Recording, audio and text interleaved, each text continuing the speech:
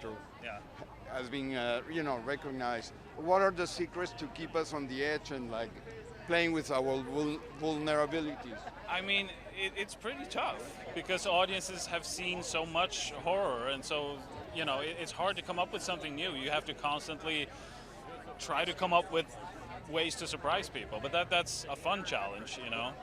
Try to fool people. I saw the film and the stunts and the scary parts are unpredictable. So did you have to work really hard up here in your brain to make it so intense? Yeah, it takes a lot of work and a lot of trial. Sometimes we'd shoot something and it's like, well, that didn't really work the way I wanted to, and we'd have to shoot it again. And so it is a bit of a process, and sometimes it's hard to know on set if you have something scary, because it's not really scary until you add sound and music. And the 50s, this happened in the 50s. Was the 50s an enemy or a friend when it comes to direct a film?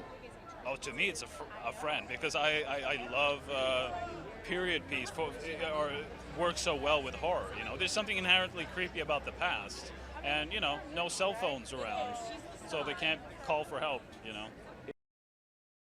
So my character in Annabelle creation, I play Sister Charlotte, who's a nun, and she takes care of 6 kids.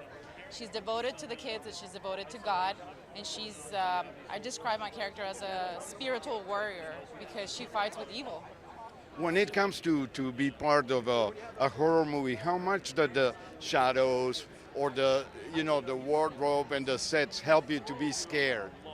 Everything, even the wind, the air, pieces of trash flying around, any type of shadow, anything that moves, or any wood that cracks. Like, anything is so scary because you're so into the movie and into the character and into the story that you're very sensitive. While shooting, were you scared to being home alone? Maybe when I see a movie like this, I'm scared too. I was very scared for the first 2 weeks. I couldn't. I had to sleep with the lights on because it was just too much for me.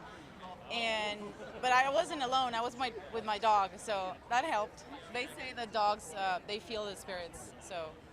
2 more questions. David, as a director, he's being honored as a horror film pro, and how was your experience? It was pretty cool. It was really refreshing to work with somebody that is, learning things for the first time of how it works. But he's at the same time, he's an expert in horror because he loves horror, and that's what he does. Like, he knows how to do it. He knows how to scare people. Y una pregunta en español. ¿Qué es lo que más te gustó de tu personaje y por qué? What did you like the most about your character and why in Spanish? Lo que más me gusta de mi personaje es que no es una mujer fuerte, es una monja que no es la típica monja, se sale del cliché, es más humana, tiene como más layers, es más compleja. Y me gusta que su prioridad en la vida son las niñas, entonces es como una guerrera espiritual que lucha para proteger a sus niñas. Magnífico, encantado, gracias. Mil gracias. Thank you.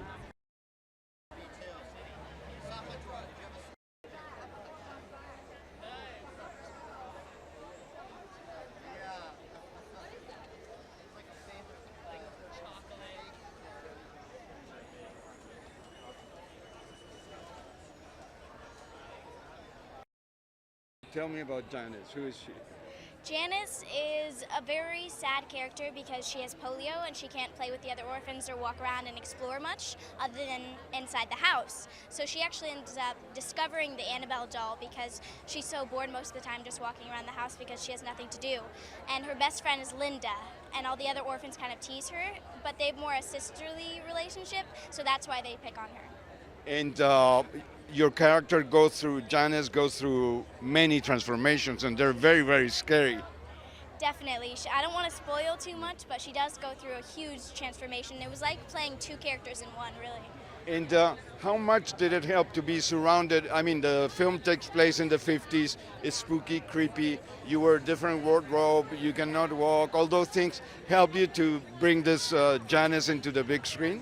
Definitely. She's completely different than me, and just the whole setting of the house was already spooky, so it helped me really get into character. Why do you think we are also vulnerable to horror movies? Like, I was really scared and I think because, I don't know about about vulnerable, but when I watch a horror movie, I love getting scared because it's like a roller coaster. The whole time you're just getting freaked out, and then you laugh at yourself for getting scared. Why should we see the movie, in your opinion? Because I don't think it's just a horror movie. You really care about these characters and you want them to survive because you love them, and there's so much character development. You care about all these orphans. They've gone through so much together. So I feel like you really want them to live. And so we're going to see you in many more films. Is that what you want to do? Keep acting? I hope so, yes, of course. I actually have Geostorm, which comes out October 20th, and So Be It. It comes out October 6th, and I'm really excited. Wonderful. Thank you. Thank you so much. Really It's so nice to meet meeting you. Take care. Tell us a little about your experience in the movie. It was a lot of fun making this movie, actually. I mean, these guys really know what they're doing. You know, they understand this world of horror so well, and David was fantastic. So it's funny, I don't get a lot of frights when I'm making the movie because, you know, you know what's happening, but yeah, no, it was a pretty cruisy movie to make. But you know, tonight you're going to be very scared, I think. Yeah, it's scary seeing it in the cinema, for sure. I guess your character goes through some heavy loss without giving away.